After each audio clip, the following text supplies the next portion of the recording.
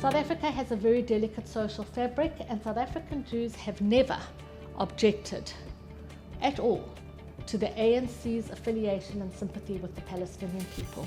We might have disagreed sometimes on the way that they phrased it, but we've never objected to that.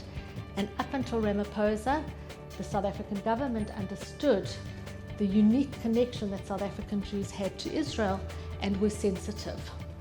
And I think that in doing this, the South African government have done quite a societally dangerous thing.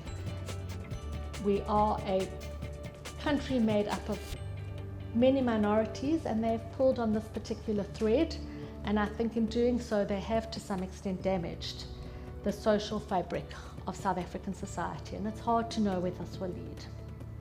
The second thing, which is only making its way felt right now, is he alienated South Africa's biggest trading partners, the EU, and especially Germany and the US, and that's a whole nother talk, South Africa, Trump and the Jews, but it's certainly having its ramifications now. And the third one, though, is we all know how Israel is now depicted.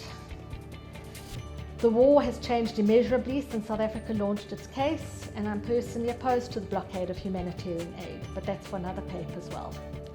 What we've really seen, though, is South Africa's history, again, serving as a focal point for these accusations against Israel.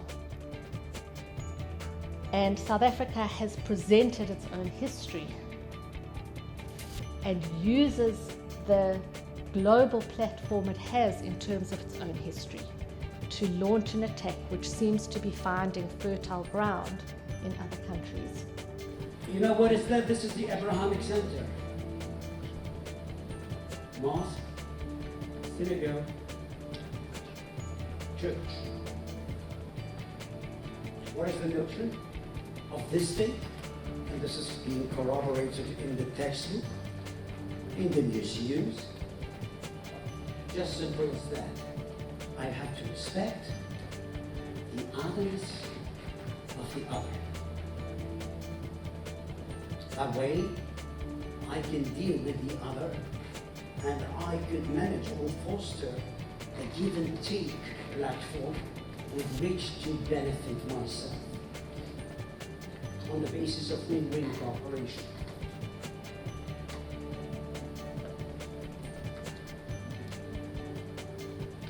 Haifa, Israel, Amman, Jordan.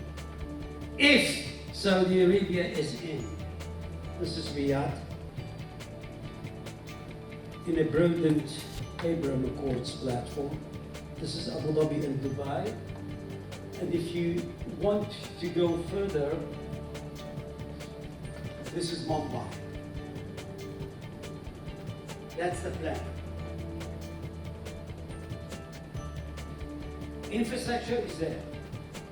It's not something that has to be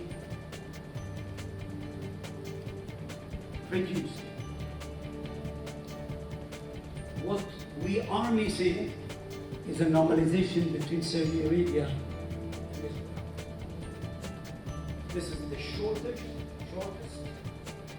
the cheapest, the most effective, smooth transition from what they call the Far East through the Middle East and the Near East toward Europe.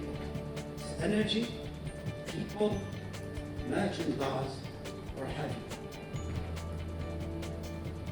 It curtails the influence of China, which is coming through the same or chasing the same destination, but coming from Belt and Road strategy, continent and sea.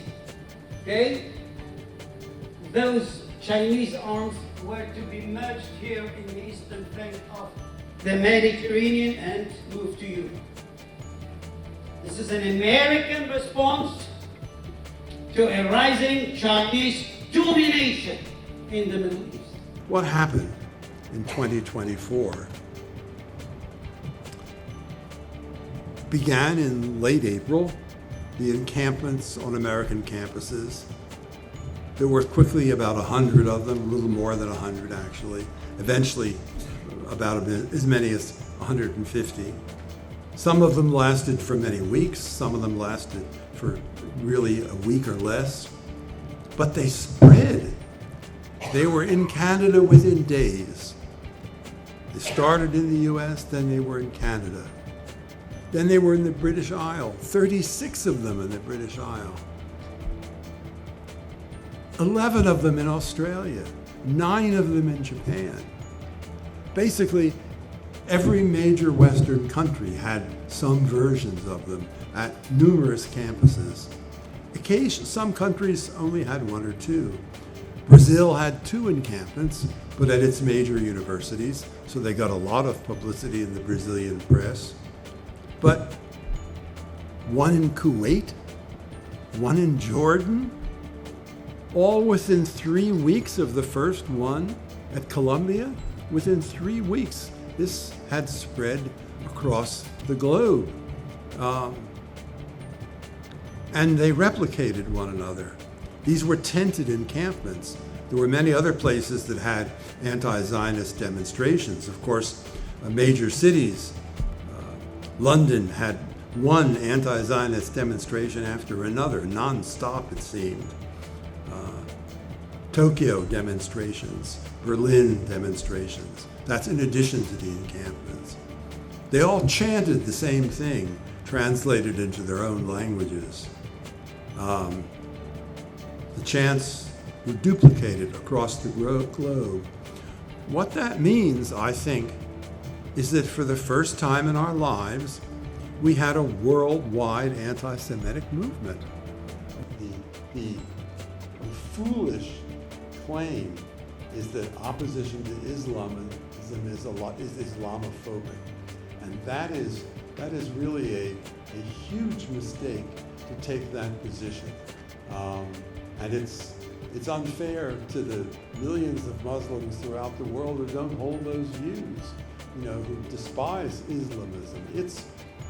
We have a huge task of doing a cold, frank, honest evaluation of the Islamist threat. And we're almost unwilling to consider it.